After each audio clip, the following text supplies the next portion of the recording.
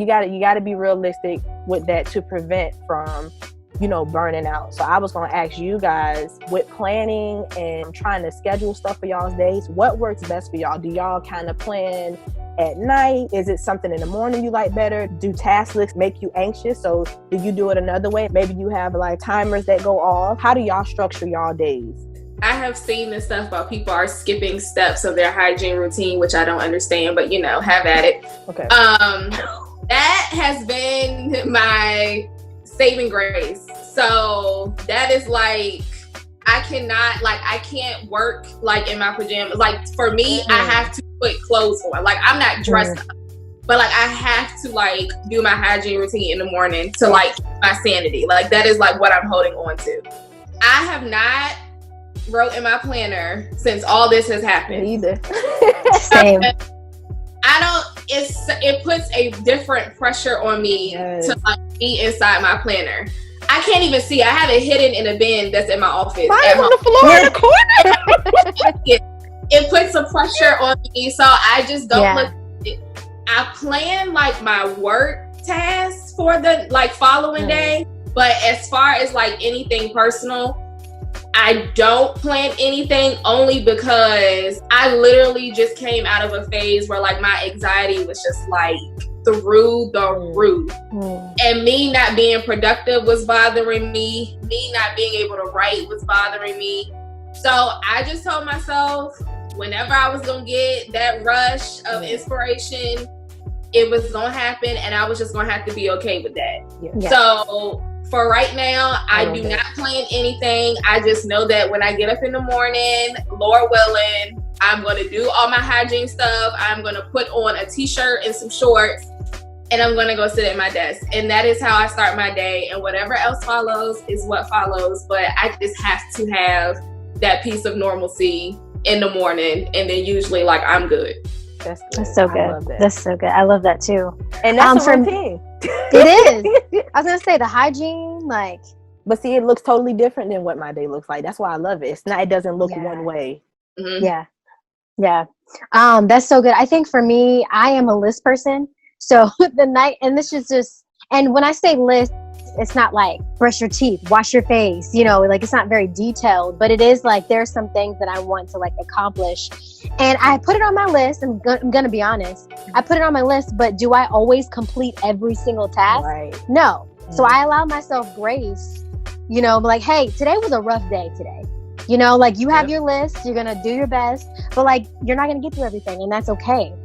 And I think that's part of it too, is allowing yourself the ability to like be at peace if you don't if you are a list person, to the list people out there, if you don't accomplish, Shawana, if you don't accomplish everything, like it's okay. Like do it tomorrow, put it on your list for the next day. So just about balancing like the planner in me, which it's ironic, you can't plan anything out nowadays. Right. I mean, you can't plan trips. You can't, so it's just making me like be present and still like the little things I can control, like Brittany said, like brushing your teeth, like it's those things in the morning. For me, I spend time with God, like whatever, meditate, yoga, stretch, do what you need to do to make sure that you're setting up your day for success, whatever that is to you. Yes, I love it. Yes. I love it. I too am a list person, but I have to do the same thing. I had to stop, first of all, putting so many of these, okay? No, just write out I'll write out what I want to do. Yeah. And same thing, Hilary, and I have a pink, I try to use soft colors. I have a pink pen, so if I don't get it done, I'll draw an arrow to another day. And I love it. I love it. Feel better. That makes me feel better and versus looking at it not checked off.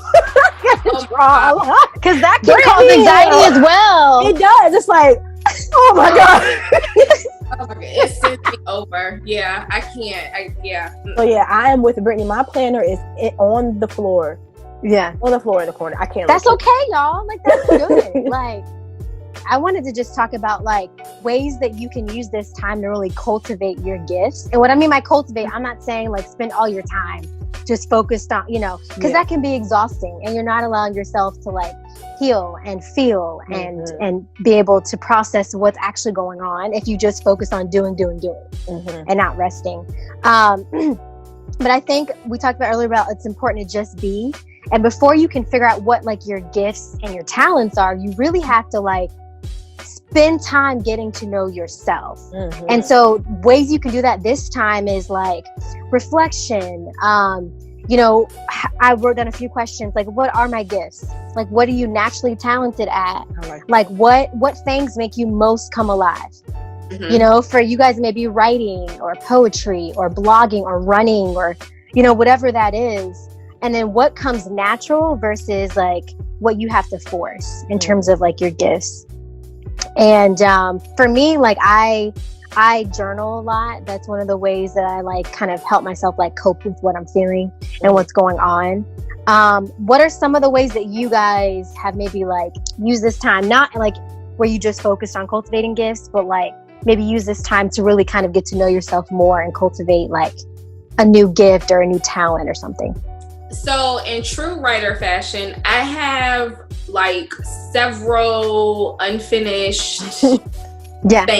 They're just not finished. Yeah. So I have been looking at them so I can finish them. Yeah. So we can finally do something with them. So they're just not either sitting in a notebook or sitting in a saved document that I haven't opened since 2017 or 2018. I feel that.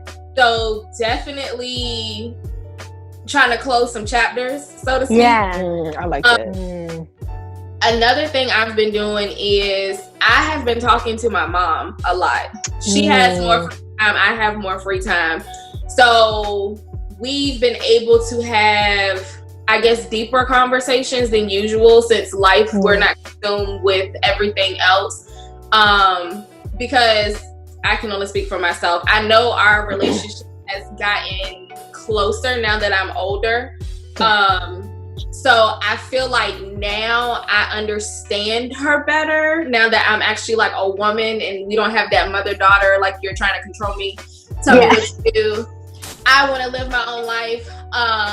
So kind of like just hearing her perception of stuff has kind of been like a game changer for me. So I would say spending time with her, like talking and just learning stuff and hearing her perception of stuff and trying to finally finish stuff that just has never been finished that I started. I love it.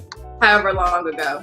Yeah, so you've cultivated a relationship that was there, but maybe that's beautiful. I love that. What about you, Shawana? I've been learning a lot of what works for me and what doesn't.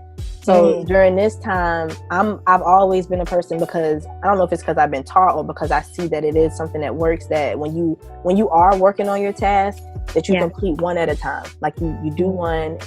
For me, when I do that, it takes me longer to complete it. Like, because I might procrastinate one day, I might get stuck and have writer's block one day. Like, different factors keep me from just finishing it, and that makes me anxious sometimes, because I feel like I said I was going to do this, but my headspace right now, I don't know if I'm connecting with this task that I really wanted to do today. It's like a conflict. So for me, if I do a little bit that I said I was going to do here, and then go to the next task and do a little bit here and do a little bit there, as chaotic as that sounds, I get stuff done quicker, and I'm more productive that way. And at first I was like, that is just a weird concept, but it works for people with a brain like mine. That just makes me, I'm not anxious, and it feels like everything's a momentum. It feels like I'm flowing. So I might write on a blog for 10 minutes. I might edit a video for 15. I might take a break. I might sit and watch 10 minutes of my favorite YouTuber, and then I might do work. Like I have to split it up like that. And then I see, but I make progression, like stuff gets done. Like for some reason that works. So that was one thing. And then the other thing was I'm learning. So while I love working remotely, working in the same place I sleep does not work for me. I'm also like, really have to like go. I like being at home, but that's why I'm glad I'm moving on Friday, because I have an office space. I can get out of my room, go wash my face, put on my t-shirt or shorts, and go into another area. The structure of having office space makes me more productive.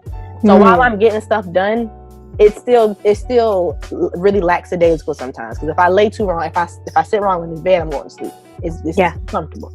So that's real.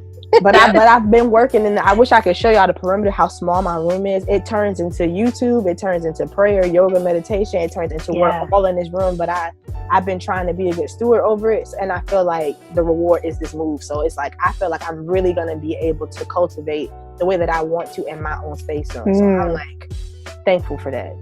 I love that.